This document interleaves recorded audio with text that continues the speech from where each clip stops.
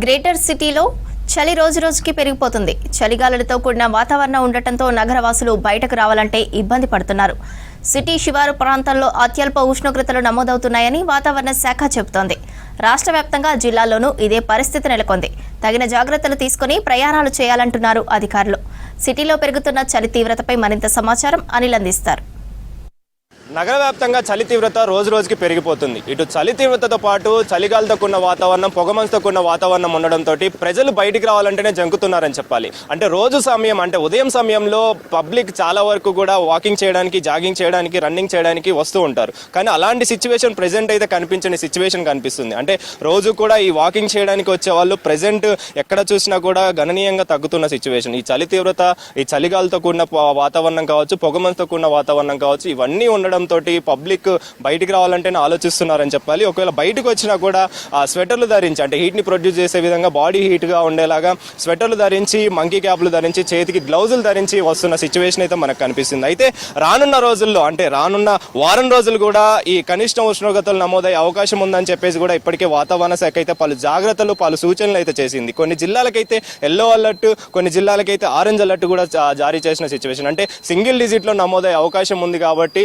అప్రమత్తంగా ఉండాలని, పలు జాగ్రత్తలు తీసుకోవాలని చెప్పేసి కూడా వాతావరణ శాఖ అయితే సూచిస్తుంది. అయితే రానున్న రోజులు, ఈ వారం రోజులు కూడా అప్రమత్తంగా ఉండి తగిన జాగ్రత్తలు తీసుకొని, అంటే బాడీని హీట్ ప్రొడ్యూస్ చేసే విధంగా చేతి గ్లౌజులు, బాడీకి స్వెటర్, ఫేస్కి మంకీ క్యాప్లు ధరించాలని చెప్పేసి కూడా తగిన జాగ్రత్తలు తీసుకోవాలంటూ కూడా తెలుపుతున్న సిచ్యువేషన్. అయితే ఇక నగర వ్యాప్తంగా చూసుకుంటే సిటీ శివారు ప్రాంతాలైన ఇటు బిహెచ్ఎల్, లింగంపల్లి, పటాన్ చెరువు లాంటి ప్రాంతాలలో ఈ వాతావరణానికి సంబంధించి అంటే చలి తీవ్రత అనేది చాలా ఎక్కువగా ఉంటుంది. కనిష్ట ఉష్ణోగ్రతలు నమోదవుతాయి అని చెప్పేసి కూడా పలు జాగ్రత్తలు తీసుకోవాలంటూ కూడా చెప్పిన సిచ్యువేషన్. అయితే ఇటు కూడా అంటే హయత్ నగర్ కావచ్చు, ఎల్బీ నగర్ కావచ్చు, ఇలాంటి ప్రాంతాలలో, రాజేంద్ర నగర్ కావచ్చు, ఇలాంటి ప్రాంతాలలో చాలా ఎక్కువ వరకు కూడా కనిష్ట ఉష్ణోగ్రతలు నమోదవుతాయి కాబట్టి తగిన జాగ్రత్తలు తీసుకోవాలంటూ కూడా వాతావరణ శాఖ అయితే సూచిస్తున్న సిచ్యువేషన్.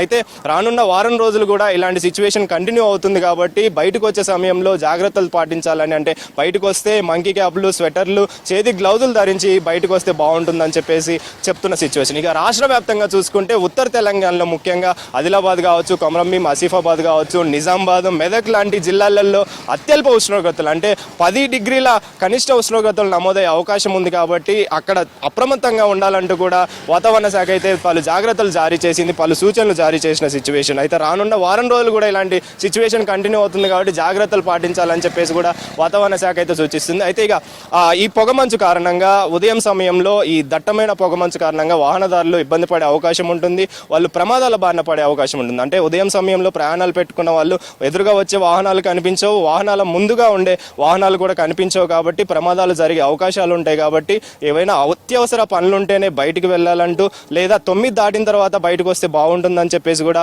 ఇప్పటికే అధికారులు సూచిస్తున్న సిచ్యువేషన్. ఇక ఆరోగ్య విషయానికి వస్తే అనారోగ్య సమస్యలు అనేవి చాలా ఎక్కువగా ఉంటాయి. అంటే ఈ చలి తీవ్రత వల్ల జలుబు, దగ్గు, జ్వరం లాంటివి చాలా ఎక్కువగా వస్తుంటాయి కాబట్టి వీటి నుంచి దూరంగా ఉండడం కోసం పలు జాగ్రత్తలు పాటించాలి. అంటే ఆహార పదార్థాల విషయానికి వస్తే ఆహారం వేడిగా ఉండేలాగా, ఆహార పదార్థాలు వేడిగా ఉండే దిశగా తీసుకోవాలని చెప్పేసి, బాడీలో హీట్ని ప్రొడ్యూస్ చేసే విధంగా ఆహార పదార్థాలు తీసుకోవాలని చెప్పేసి కూడా ఇటు చెప్తున్న సిచ్యువేషన్. అయితే ఇక ఈ జలుబు, దగ్గు, జ్వరం లాంటివి చిన్నపిల్లల్లో ఎక్కువగా ఉంటాయి.